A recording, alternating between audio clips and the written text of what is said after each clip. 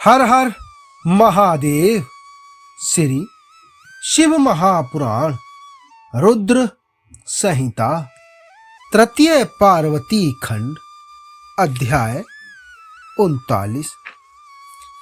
भगवान शिव का श्री नारद जी के द्वारा सब देवताओं को निमंत्रण दिलाना, सबका आगमन तथा शिव का मंगलाचार एवं ग्रह पूजन करके कैलाश से बाहर निकलना। श्री नारद जी बोले कि हे विष्णु शिष्य, हे महाप्राज्ञ, हे तात, हे विधाता, आपको मेरा बारंबार नमस्कार है। हे कृपा निधे, आपके मुख से यह अद्भुत कथा मुझे सुनने को मिली है। अब मैं भगवान चंद्रमौली के परम मंगल में तथा समस्त पाप राशि के विनाशक वैवाहिक चरित्र को सुनना चाहता हूं।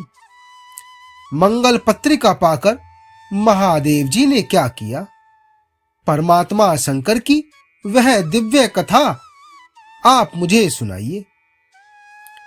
श्री ब्रह्मा जी ने कहा कि हे पुत्र, तुम बड़े बुद्धिमान हो, भगवान शंकर के उत्तम यश को सुनो।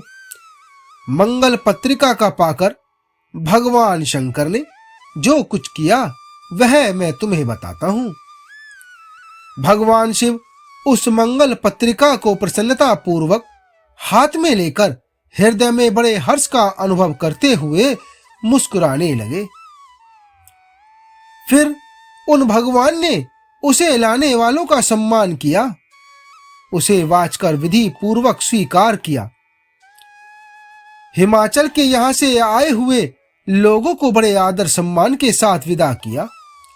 उन मुनियों से कहा कि आप लोगों ने मेरे शुभ कार्य का भली भांति संपादन किया, अब मैंने विवाह स्वीकार कर लिया है। आप लोगों को मेरे विवाह में आना चाहिए। भगवान शंकर का यह वचन सुनकर वे ऋषि बड़े प्रसन्न हुए और उन्हें प्रणाम एवं उनकी परिक्रमा करके अपने परम सौभाग्य की सराहना करते हुए अपने अपने धाम को चले गए। हे मुने, महालीला करने वाले देवेश्वर भगवान शंभु ने लोकाचार का सहारा ले तत्काल ही तुम्हारा स्मरण किया। तुम अपने सौभाग्य की प्रशंसा करते हुए बड़ी प्रसन्नता के साथ वहां आए और मस्तक झुका प्रणाम कर हाथ जोड़ विनीत भाव से खड़े हो गए। तब भगवान शिव ने कहा कि हे नारद, तुम्हारे उपदेश से देवी पार्वती ने बड़ी भारी तपस्या की और उससे संतुष्ट होकर मैंने उन्हें यह वर दिया कि मैं पति रूप से तुम्हारा पाणी ग्रहण करूंगा। देवी पार्वती की भक्ति देखकर मैं उनके वश में हो गया हूं, इसलिए उनके साथ विवाह करूंगा। सप्त ऋषियों ने लगन का साधन और शोधन कर दिया। आज से 7वें दिन मेरा विवाह होगा। उस अवसर पर लौकिक रीति का आश्रय ले मैं महान उत्सव करूंगा। हे मुने, तुम विष्णुवादी सब देवताओं, मुनियों और सिद्धों को तथा अन्य लोगों को भी मेरी ओर से निमंत्रण देना। सब लोग मेरे शासन की गुरुता को समझकर प्रसन्नता और उत्साह के साथ सब प्रकार से सज धज कर स्त्री पुत्रों को साथ लिए यहां आए। श्री ब्रह्मा जी कहते हैं कि हे मुने, भगवान शंकर की इस आज्ञा को सिरोधार्य करके तुमने शीघ्र ही सर्वत्र जाकर उन सबको निमंत्रण दे दिया। भगवान शंभु के पास आकर उनकी आज्ञा के अनुसार तुम वहीं ठहर गए। भगवान शिव भी उन सब देवताओं के आगमन की उत्कंठा पूर्वक प्रतीक्षा करते हुए अपने गणों के साथ वहीं रहे। उनके सभी गण संपूर्ण दिशाओं में नाचते हुए वहां बड़ा भारी उत्सव मना रहे थे। इसी बीच में भगवान विष्णु सुंदर वेश धारण किए अपनी पत्नी और दल बल के साथ शीघ्र ही कैलाश पर्वत पर आए और भक्ति भाव से भगवान शिव को प्रणाम करके उस स्थान पर ठहर गए। इसी बीच में भगवान विष्णु सुंदर वेश धारण किए अपनी पत्नी और दल बल के साथ शीघ्र ही कैलाश पर्वत पर आए और भक्ति भाव से भगवान शिव को प्रणाम करके उनकी आज्ञा पाकर प्रसन्नता पूर्वक उत्तम स्थान में ठहर गए।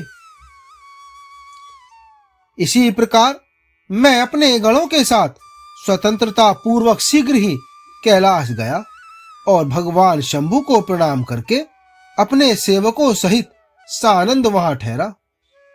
इंद्र आदि लोकपाल और उनकी स्त्रियां आवश्यक सामान के साथ खूब सज धज कर वहां आई। वे सब के सब उत्सव मना रहे थे। मुनि, नाग, सिद्ध, उपदेवता तथा अन्य लोग भी निमंत्रित हो उत्सव मनाते हुए वहां आए। उस समय महेश्वर ने वहां आए हुए सब देवता आदि का पृथक पृथक सहर्ष स्वागत सत्कार किया। फिर तो कैलाश पर्वत पर बड़ा अद्भुत और महान उत्सव होने लगा। देवांगनाओं ने उस अवसर पर यथा योग्य नृत्य आदि किए। विष्णु आदि जो देवता भगवान शंभु की वैवाहिक यात्रा संपन्न कराने के लिए इस समय वहां आए थे, वे सब यथा स्थान ठहर गए।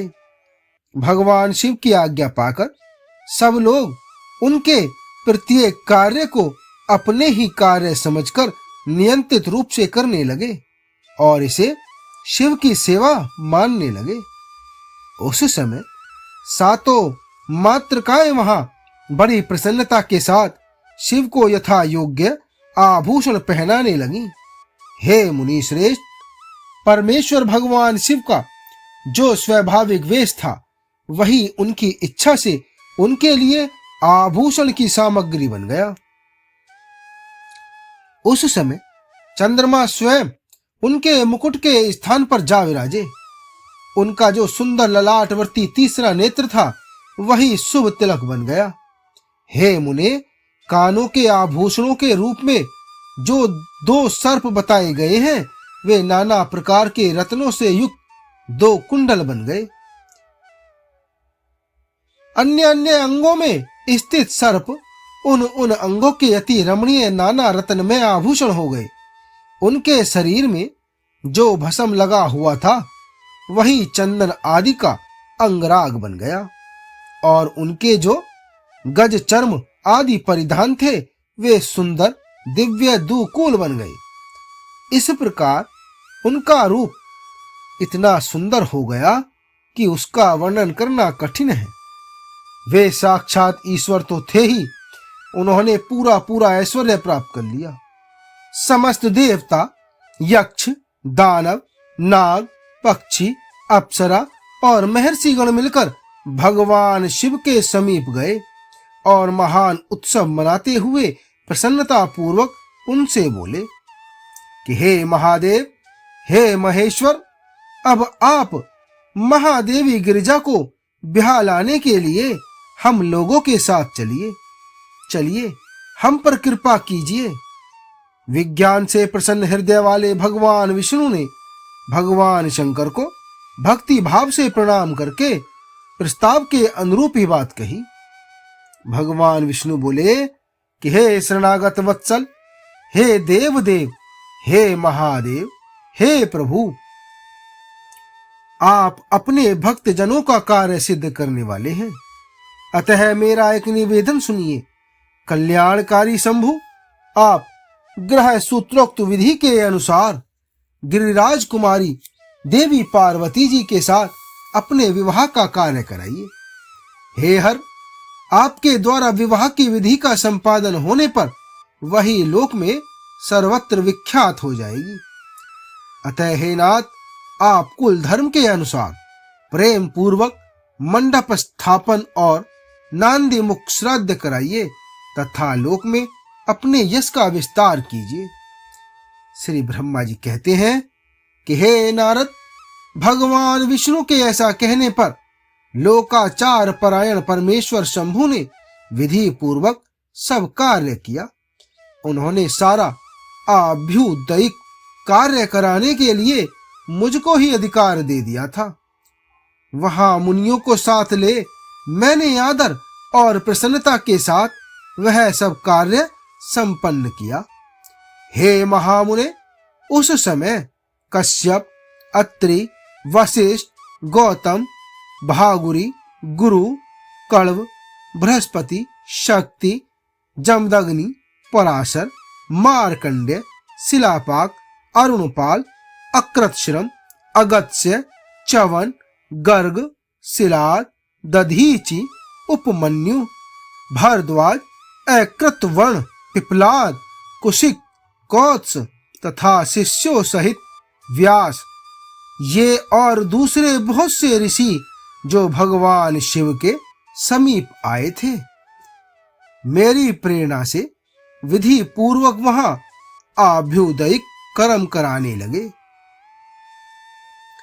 वे सब के सब वेदों के पारंगत विद्वान थे।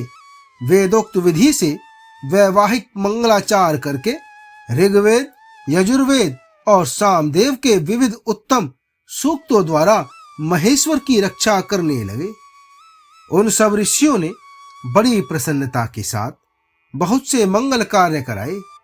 मेरी और शंभु की प्रेरणा से उन्होंने विघ्नों की शांति के लिए प्रीति पूर्वक ग्रहों का और समस्त मंडलवती देवताओं का पूजन किया।